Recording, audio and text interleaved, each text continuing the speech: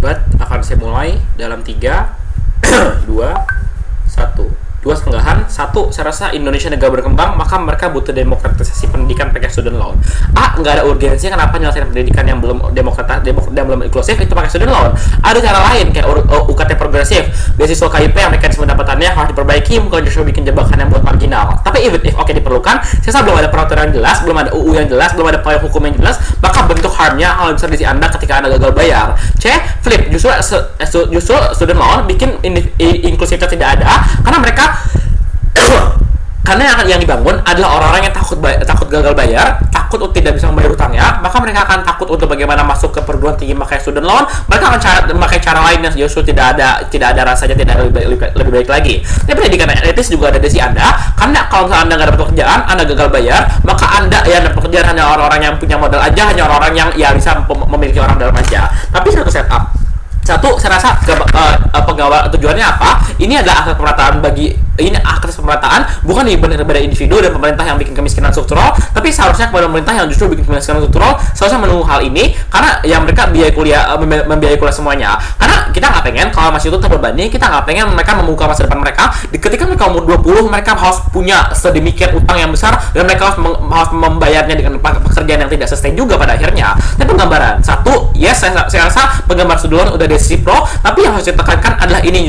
yang justru jadi masalah karena saya rasa orang miskin itu nggak punya safety net, mereka nggak punya tempat aman kalau misalnya mereka nggak bisa bayar gagal hutang sehingga jadi beban besar di kaum marginal. Saya rasa belum ada payung hukum juga yang besar, nggak ada UU-nya, maka ketika misalnya prosesnya gagal bayar, apakah ada gagal bayar gara-gara Anda tidak dapat pekerjaan atau gara-gara Anda nggak ada peraturan sama sekali, sehingga ketika ada proses pengadilan itu juga nggak akan jelas dan harmnya juga akan ada di sisi kemiskinan. Tapi ini juga berdiri atas Indonesia yang saya rasa nggak ideal. Satu, Indonesia ekonomi nggak stabil, satu justru sulit pekerjaan, tapi dua, nilai mata uangnya rendah, bayar mahal, kebutuhan hidup jadi naik, tapi lapangan pekerjaan juga sulit diakses oleh orang yang nggak punya privilege, sehingga pun kalau ada hanya kecil dan birokrasi pemerintah itu sangat buruk, masih ada orang-orang yang hanya berkepentingan demi kepentingan diri pribadi. Tapi kalau kaum marginal itu mereka nggak, tapi kaum marginal itu punya satu atau dua sumber pendapatan aja, sehingga mereka nggak punya safety net sebesar itu juga, dan mereka butuh pendidikan, tapi pendidikan itu tapi justru student loan itu bikin mereka terkekang, mereka menjadikan ini sebagai pilihan dan bukan menjadi pilihan tapi keterpaksaan karena kenapa mereka harus menggunakan student loan ini. Tapi mekanisme yang harus kita tawarkan apa? Satu,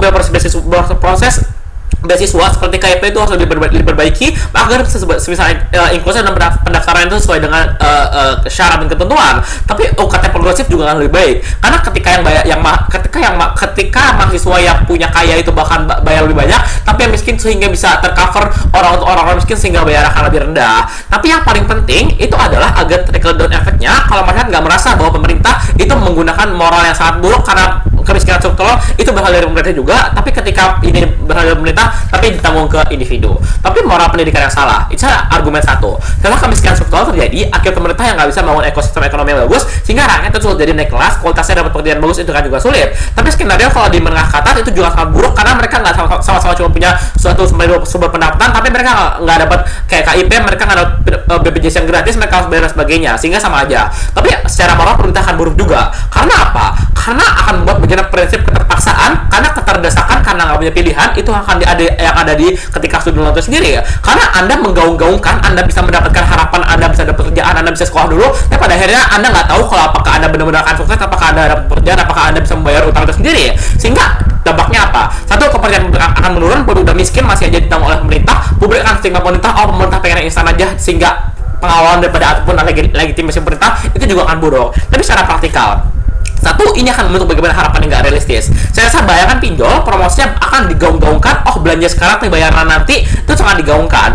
Sehingga masyarakat marginal yang saya rasa minim literasi akan sangat gampang termakan branding ini. Sehingga ketika udah kemakan, maka tanpa hukum dan peraturan yang jelas, maka masyarakat marginal akan masuk ke dalam lingkaran setan untuk gali lubang tutup lubang atau jebakan setan yang sama sekali tidak baik. Dua, bunga yang besar. Saya rasa harapannya karena kamu bisa kuliah dan kamu bisa dapat pekerjaan, tapi yang ditawarkan oleh pemerintah itu harapan saja, tapi tidak ada kepastian apakah Anda akan dapat pekerjaan. Karena ketika Anda nggak ada pekerjaan, maka bunga itu akan semakin besar, karena bunga itu akan ada selama waktu yang Anda mengutang. Karena utang itu sangat bergantung pada waktunya. Kalau Anda cepat, maka bunganya kecil dan sebagainya. Sehingga yang akan terjadi adalah satu, saya rasa bank swasta itu kenapa ini akan likely? Karena satu, bank swasta mana yang mau untuk nilai tukar yang sama, karena contoh pasti nilai tukar itu sangat berbeda pada akhirnya ketika waktu itu bergantung sama waktu, misal waktu dan sebagainya.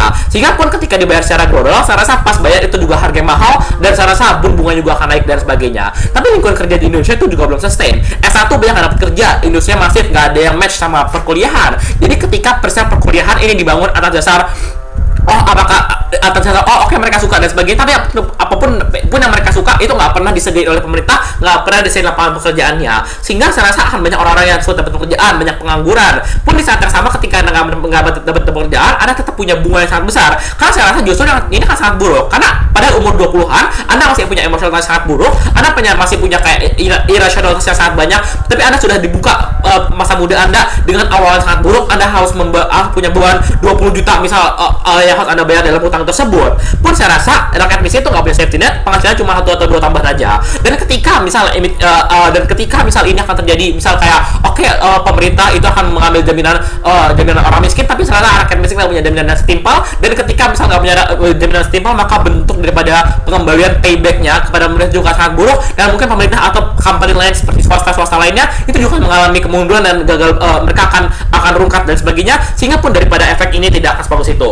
Saya moral pendidikannya juga tidak banyak untuk dapat pekerjaan aja. Jadi secara moral mereka akan dibentuk untuk kebebasan memilihnya pun dikekang karena memilih secara terpaksa agar fakultas yang dipilih itu misal dapat yang akan dapat balik modal aja. Sehingga bagaimana moral untuk bagaimana memilih pendidikan sesuai apa yang Anda inginkan dan mendapatkan pendidikan untuk agar Anda bisa bebas untuk memilih apapun, akan tidak ada terjadi di sisi proposisi ya. Tapi ya argumen terakhir, tanpa aturan yang jelas justru universitas itu mampu untuk bagaimana naikin harganya. Karena ketika universitas itu membayangkan bahwa semua orang sekarang bisa bayar, tapi bayar nanti, sehingga karena univ itu butuh untuk menaikkan kualitasnya, butuh untuk sesuatu lainnya, maka mereka akan menaikkan mahalnya. Ketika misal aturan yang nggak jelas, maka harga UKT itu akan lebih mahal, kemudian bayar UKT akan mahal. Jadi keadilan dan inklusivitas itu nggak terjadi di Anda. Jadi orang yang diciptakan dari student loan ini, orang-orang itu akan sangat pragmatis, mereka akan takut mengambil keputusan. Dan pun ketika orang-orang yang udah mengambil keputusan dengan baik, tapi pemerintah itu membunuh hal ini karena mereka